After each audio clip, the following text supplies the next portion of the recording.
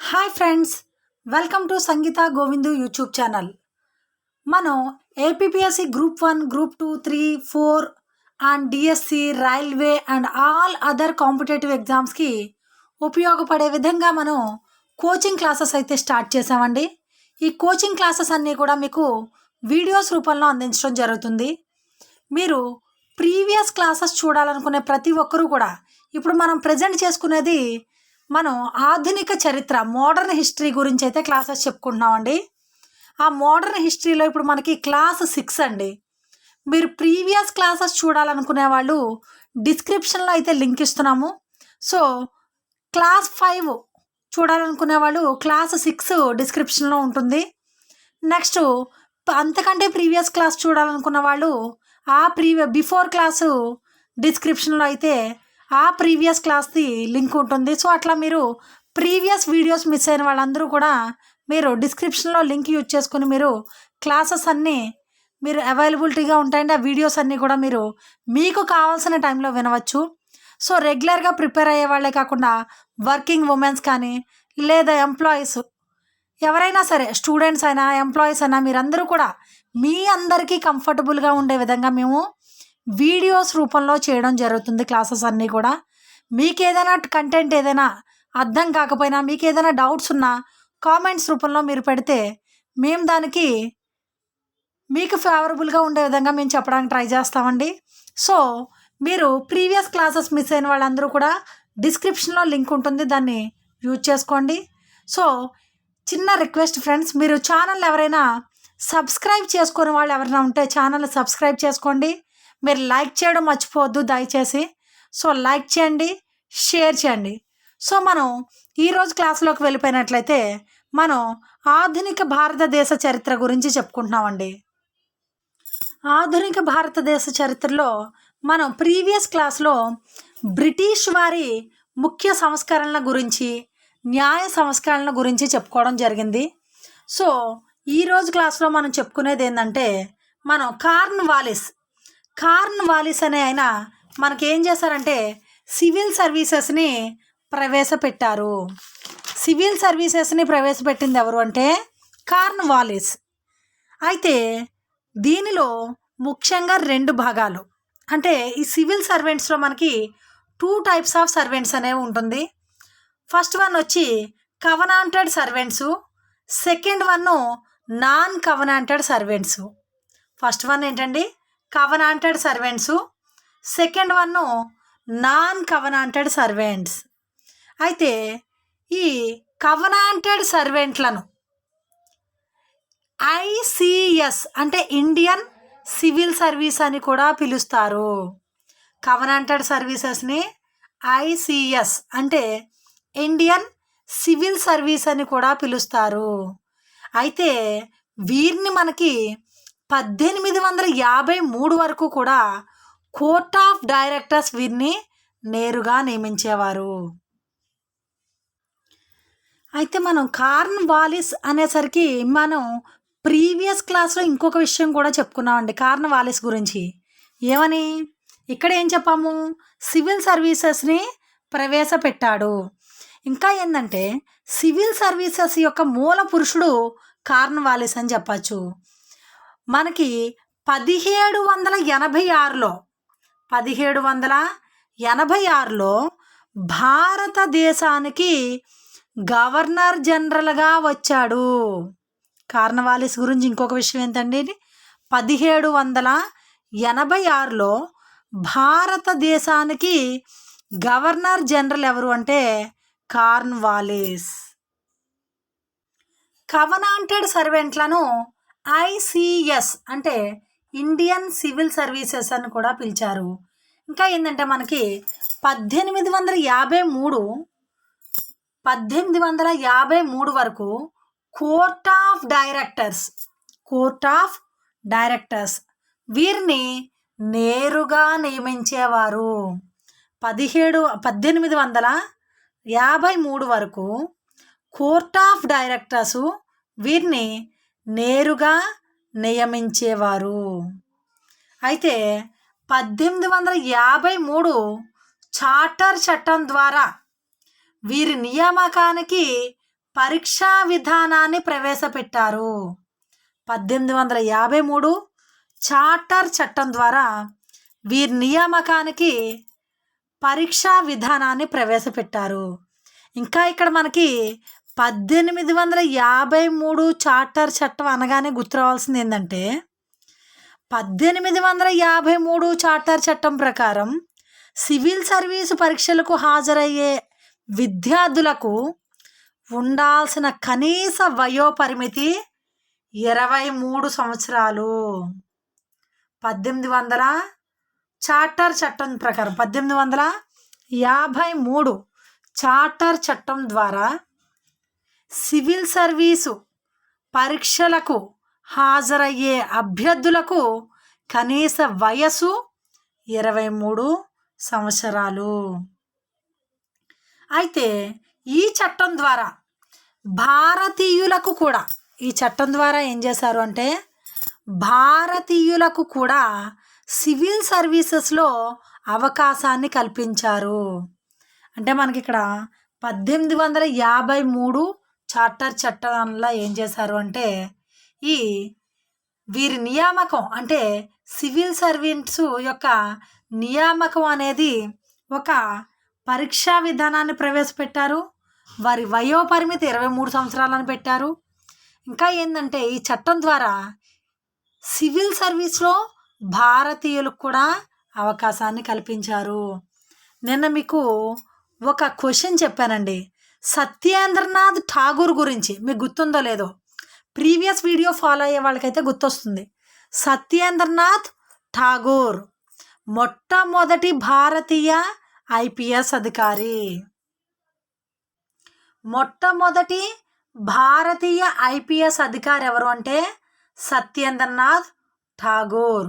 1863 సత్యేంద్రనాథ్ ఠాగూర్ మొట్టమొదటి భారతీయ ఐపీఎస్ అధికారి. ఇక్కడ మనకి అచిసన్ కమిషన్ 1886లో ఫామ్ అయింది. మనకి ఇక్కడ అచిసన్ కమిషన్ 1886లో ఫామ్ అయింది. మీకు ఈ అచిసన్ కమిషన్ గురించి చెప్పే ముందు మనం కొన్ని విషయాలు తెలుసుకోవాలండి. అవి ఏంటంటే ఇప్పుడు ఇంతకుముందు మీకు ఒక విషయం చెప్పాను. ఏంటి? సివిల్ సర్వీసెస్కి వయోపరిమితి 1853 చార్టర్ చట్టం వల్ల ఎంతని నిర్ణయించారు అంటే 23 సంవత్సరాలు అని చెప్పాను. అప్పుడు గవర్నర్ జనరల్ వైస్రాయ్ ఎవరంటే డల్హౌసీ. గవర్నర్ జనరల్ వైస్రాయ్ ఎవరంటే డల్హౌసీ. నెక్స్ట్ మనకి 1859కి అంటే ఫస్ట్ 1853 అప్పుడు 23 సంవత్సరాలు. తర్వాత 1859కి వచ్చేసరికి మనకి గవర్నర్ జనరల్ వైస్రాయ్ ఎవరంటే కానింగ్, లార్డ్ కానింగ్. ఈయన ఏం చేశారంటే 1859లో సివిల్ సర్వీసెస్ వయసు 23 నుంచి 22కు తగ్గించడం జరిగింది. సివిల్ సర్వీసెస్ వయసుని 23 నుంచి 22కు తగ్గించడం జరిగింది. మరలా మనకి 1866 సంవత్సరానికి వచ్చేసరికి John Lawrence, governor general viceroy ఎవరు? John Lawrence. ఈయన హయాంలో 22 నుంచి 21 సంవత్సరానికి తగ్గించడం జరిగింది. 1853లో 23 సంవత్సరాలు, 1859లో 22 సంవత్సరాలు. అప్పుడెవరు గవర్నర్ జనరల్ వైస్రాయి? ఫస్ట్ని మనకి 23 అప్పుడు డల్హౌసీ, 22 అప్పుడు కానింగ్, తర్వాత 21కి చేసినప్పుడు John Lawrence. Governor general viceroy ఎవరు? John Lawrence. మరలా దీన్ని 1877కి 1877కి వచ్చేసరికి 19 సంవత్సరాలు చేయడం జరిగింది. అప్పుడు లిట్టన్ గవర్నర్ జనరల్ వైస్రాయ్ ఎవరంటే లిట్టన్ 1877. ఆ తరువాత మళ్ళీ ఏం చేశారంటే అండి 1886లో ఒక కమిషన్ వేశారు. దేనికోసం మళ్ళా సివిల్ సర్వీసెస్ అభ్యర్థుల వయసు ఇంకా సివిల్ సర్వీసెస్ విధానాలపై ఒక కమిటీ వేశారు. అప్పుడు మళ్ళా ఈ అచిసన్ కమిషన్, ఆ కమిషన్ పేరేంటి అచిసన్ కమిషన్. ఈ అచిసన్ కమిషన్ ఏమని సిఫార్సు చేసిందంటే గరిష్ట వయోపరిమితిని 23 సంవత్సరాలకు పెంచాలి. గరిష్ట వయోపరిమితిని 23 సంవత్సరాలకి పెంచాలి. ఈ కమిటీ సిఫార్సు మేరకు 1892లో వయోపరిమితిని 23 సంవత్సరాలకి పెంచారు. ఈ కమిటీ సిఫార్సు మేరకు 1892లో వయోపరిమితిని 23 సంవత్సరాలకు పెంచారు. కమిషన్ పేరు అచిసన్ కమిషన్. నెక్స్ట్ది లీ కమిషన్ 1924. ఈ లీ కమిషన్ అనేది ఏం సిఫార్సు చేసింది అంటే సివిల్ సర్వీసెస్లో 50% కనీసం భారతీయులకి ఇవ్వాలి. ఈ లీ కమిషను ఏం సిఫార్సు చేసింది అంటే కనీసం 50% సివిల్ సర్వీసెస్లో భారతీయులకి 50% వరకు ఇవ్వాలి. నియామకం కోసం స్వతంత్ర ప్రతిపత్తి గల సంస్థలను ఏర్పాటు చేయాలి. అంటే స్వతంత్ర ప్రతిపత్తి అంటే అటానమస్ అంటున్నాం కదండి, ఇప్పుడు అటానమస్ కాలేజెస్ అంటున్నాం కదా, అట్లా స్వతంత్ర ప్రతిపత్తి గల సంస్థను ఏర్పాటు చేయాలి అని లీ కమిషన్ అయితే సిఫార్సులు చేయడం జరిగింది. నెక్స్ట్ మనకి 1926లో పబ్లిక్ సర్వీస్ కమిషన్ని ఏర్పాటు చేశారు. 1926లో పబ్లిక్ సర్వీస్ కమిషన్ని ఏర్పాటు చేశారు. అయితే మనకి ఇప్పుడు యూపీపీఎస్సీ అంటున్నాం కదండి సివిల్ సర్వీసెస్ని. అయితే 1950లో యూపీఎస్సీగా మారింది. 1950లో యూపీఎస్సీగా మారింది. దీని యొక్క మొదటి చైర్మన్ ఎవరు అంటే సర్ రాస్ భాస్కర్. సర్ రాస్ భాస్కర్. మనకి మొదటి చైర్మన్ ఎవరు అంటే యూపీపీఎస్సీ మొదటి చైర్మన్ ఎవరు అంటే సర్ రాస్ భాస్కర్. యూపీపీఎస్సీకి ఎప్పుడు మారింది 1950. నెక్స్ట్ ఇప్పటి వరకు మనం బ్రిటిష్ వారి న్యాయ సంస్కరణలు పరిపాలన గురించి చూసుకున్నట్లయితే మనం ఏమేమి చెప్పుకున్నాం అంటే పరిపాలన గురించి చెప్పుకున్నామండి. వారు చేసినటువంటి చట్టాల గురించి, తర్వాత న్యాయ పాలన గురించి, తర్వాత వారు ప్రవేశపెట్టినటువంటి సివిల్ సర్వీసెస్ గురించి చెప్పుకున్నాము. నెక్స్ట్ ఇప్పుడు మనం చెప్పుకునేటువంటి పాలన ఏంటి అంటే ఆర్థిక సామాజిక పాలన. ఆర్థిక సామాజిక పాలన. అయితే ఇక్కడ ఏంటంటే 1853లో భారతదేశంలో మొదటిసారిగా రైలు మార్గం వేశారు. ఇది చాలాసార్లు అడిగినటువంటి క్వశ్చన్ అండి. 1853లో భారతదేశంలో మొదటి రైలు మార్గం వేశారు. అది ఎక్కడి నుంచి ఎక్కడి వరకు అంటే బొంబాయి నుండి థానే వరకు. నెంబర్ ఆఫ్ టైమ్స్ క్వశ్చన్ అనేది రిపీట్ అయిందండి. 1853లో భారతదేశంలో మొదటి రైలు మార్గం అయితే వేశారు. ఈ రైలు మార్గం బొంబాయి నుండి థానే వరకు ప్రారంభించారు. దీని యొక్క పొడవు ఎంత 34 కిలోమీటర్లు. దీని యొక్క పొడవు ఎంత అని చూసినట్లయితే 34 కిలోమీటర్లు. అయితే అప్పటి గవర్నర్ జనరల్ ఎవరు అంటే లార్డ్ డల్హౌసీ. అప్పటి గవర్నర్ జనరల్ ఎవరు అంటే లార్డ్ డల్హౌసీ. మనకి డల్హౌసీ గురించి చెప్పేటప్పుడు ఇంకొక విషయం చెప్పుకోవాలండి. మీకు డల్హౌసీ గురించి మెయిన్ విషయం ఏంటంటే ఈయన రూపొందించిన సిద్ధాంతం ఏంటి అంటే రాజ్య సంక్రమణ సిద్ధాంతము. రాజ్య సంక్రమణ సిద్ధాంతము రూపొందించింది ఎవరు? డల్హౌసీ. ఇంకా మనకి ఈ డల్హౌసీ గురించి చెప్పుకోవాలంటే మనకి 1856లో వితంతు పునర్వివాహ చట్టం చేసింది కూడా డల్హౌసీ. 1856లో వితంతు పునర్వివాహం చేసింది కూడా డల్హౌసీ. డల్హౌసీ గురించి ఏమని చెప్పామండి? ఈయన గవర్నర్ జనరల్. ఎప్పుడు? 1853లో భారతదేశంలో మొదటి రైలు మార్గం ప్రారంభించినప్పుడు గవర్నర్ జనరల్ డల్హౌసీ. ఈయన రూపొందించిన సిద్ధాంతం ఏంటి అంటే రాజ్య సంక్రమణ సిద్ధాంతము. ఇంకా ఈయన ఏం చేశారు అంటే వితంతు పునర్వివాహ చట్టము చేశారు. అది ఎప్పుడు అంటే 1856. నెక్స్ట్ రెండవ రైలు మార్గం. మొదటి రైలు మార్గం వచ్చి బొంబాయి టు థానే అని చెప్పాము, 34 కిలోమీటర్లు పొడవని చెప్పాము. రెండవ రైలు మార్గం ఏంటి అంటే రాణిగంజ్ నుంచి కలకత్తా. రెండవ రైలు మార్గం ఏంటండి? రాణిగంజ్ నుంచి కలకత్తా.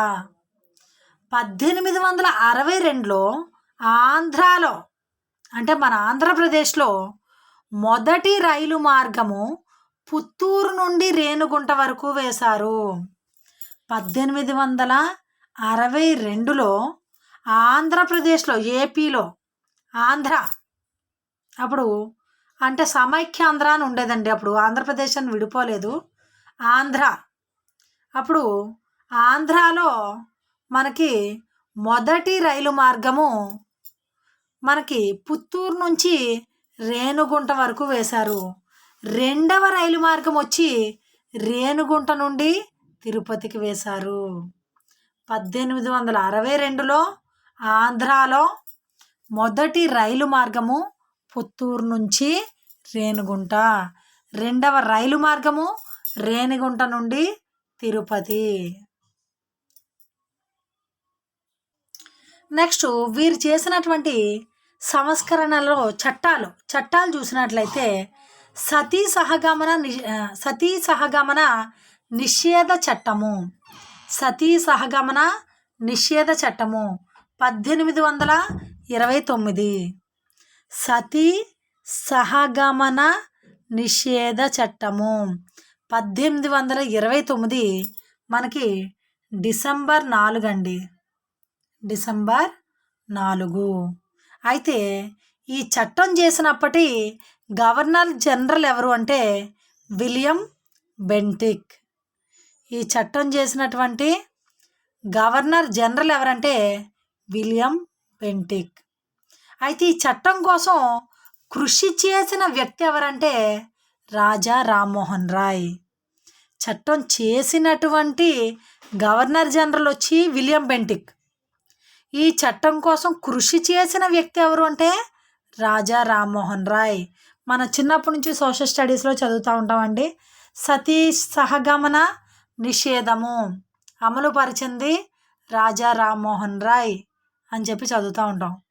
అయితే ఇక్కడ దీని గురించి చెప్పుకునేటువంటి ఇంకొక విషయం ఏంటంటే మనకి థామ్సన్ అనే బ్రిటిషు చరిత్రకారుడు భారతదేశంలోని ఆంగ్లేయ ప్రభుత్వ చరిత్రలో,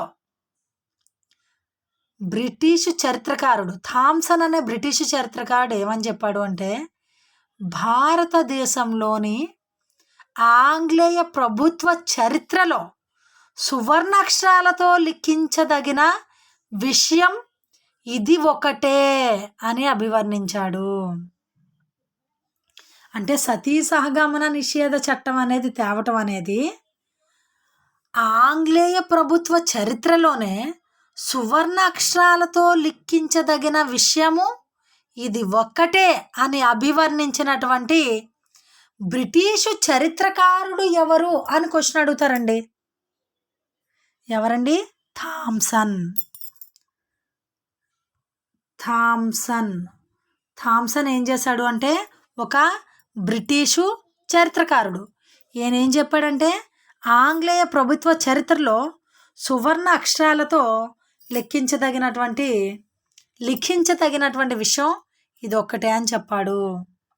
నెక్స్ట్ వాళ్ళు చేసినటువంటి చట్టం బానిస వ్యవస్థ నిర్మూలనా చట్టము. 1833-43. అయితే ఈ చట్టం చేసినప్పటి గవర్నర్ జనరల్ ఎవరు అంటే విలియం బెంటిక్. అయితే దీనికంటే ముందు సతీ సహగమన నిషేధ చట్టం వచ్చిన తర్వాత ఇంకొన్ని చట్టాలు వచ్చాయంటండి. ఏంటంటే అవి శిశు హత్యల నిషేధ చట్టం అని, శిశు హత్యల నిషేధ చట్టం 1795, వితంతు పునర్వివాహ చట్టము 1856 డల్హౌసీ, బానిస వ్యవస్థ నిర్మూలన చట్టము 1833-43 చేసింది ఎవరు అంటే విలియం బెంటిక్. అయితే ఇక్కడ మనకి చట్టం చేసింది విలియం బెంటిక్ అయితే 1843లో అమల్లోకి తెచ్చింది ఎవరు అంటే లార్డ్ హెలిన్ బరో. మనకి అమలులోకి తెచ్చింది ఎవరు? Lord Helen బరో. నెక్స్ట్ మనకి అప్పట్లో నరబలులు కూడా ఎక్కువగా జరిగేవటండి. ఆ నరబలులను నిషేధించడం కోసం దానికి కూడా ఒక చట్టం చేశారు. అదేంటంటే నరబలుల నిషేధ చట్టము 1846. అప్పటి గవర్నర్ జనరల్ ఎవరంటే హార్డింజ్. ఈ చట్టం చేసినప్పటి గవర్నర్ జనరల్ అంటే ఎవరంటే హార్డింజ్. ఈయన ఏంటంటే ఈ నరబలులు అనేవి ఎక్కువగా ఎక్కడుండేవి అంటే ఒరిస్సాలో, అంటే ఇప్పుడు ఒరిస్సాలో గోండ్ అనే తెగలో, అంటే గోండ్ అనే జాతికి చెందినటువంటి ఆ తెగకు చెందినటువంటి మనుషులలో ఎక్కువగా నరబలులు అనేవి జరిగేవి. అంటే ఆ జాతుల మధ్య మనకి నరబలులు అనేవి ఎక్కువగా చేసేవారు. గోండ్ అనే తెగల్లో నరబలులు ఎక్కువగా ఉండేవి. వాటిని నిషేధించడం కోసం చేసిన చట్టము నరబలుల నిషేధ చట్టము 1846. నెక్స్ట్ కుల వివక్ష నిర్మూలనా చట్టము. 1850. కుల వివక్ష నిర్మూలనా చట్టము 1850. అప్పటి గవర్నర్ జనరల్ కూడా ఎవరు అంటే లార్డ్ డల్హౌసీ గురించి ఇందాక మనం ఇంకా ఏం చెప్పుకున్నామండి, ఆయన మనకి రాజ్య సంక్రమణ సిద్ధాంతాన్ని విధానాన్ని తీసుకొచ్చారని. ఇంకా మనం డల్హౌసీ మనం సివిల్ సర్వీసెస్ వయసు 23 సంవత్సరాలని సూచించినప్పుడు గవర్నర్ జనరల్ వైస్రాయ్ డల్హౌసీ అని. ఈ విధంగా డల్హౌసీ గురించి మనం చెప్పుకున్నాం. ఇంకా ఇప్పుడు మనం చెప్పుకునేది ఏంటంటే వితంతు పునర్వివాహ చట్టంని డల్హౌసీ గవర్నర్ జనరల్గా ఉన్నప్పుడు 1856లో చట్టం చేశారు. దీనికోసం కృషి చేసింది ఎవరు అంటే ఈశ్వరచంద్ర విద్యాసాగర్. ఇది చాలా సార్లు అడిగారండి. వితంతు పునర్వివాహ చట్టం చేసింది 1856. అప్పటి గవర్నర్ జనరల్ లార్డ్ డల్హౌసీ. దీనికోసం అంటే వితంతు పునర్వివాహం గురించి కృషి చేసింది ఎవరు అంటే ఈశ్వరచంద్ర విద్యాసాగర్. సో నెక్స్ట్ క్లాస్లో మనం ఇంకొక టాపిక్ అయితే డిస్కస్ చేద్దామండి. నెక్స్ట్ క్లాస్లో మనం విద్యా విధానాల గురించి, అంటే బ్రిటిష్ వాళ్ళు చేసినటువంటి విద్యా విధానాల గురించి డిస్కస్ చేద్దాము. So previous class videos miss అయిన వాళ్ళు మీరు లింక్ డిస్క్రిప్షన్లో ఇస్తున్నాము. ఆ లింకు టచ్ చేసి మీరు ప్రీవియస్ వీడియోస్ అయితే చూడొచ్చండి. Okay, thank you.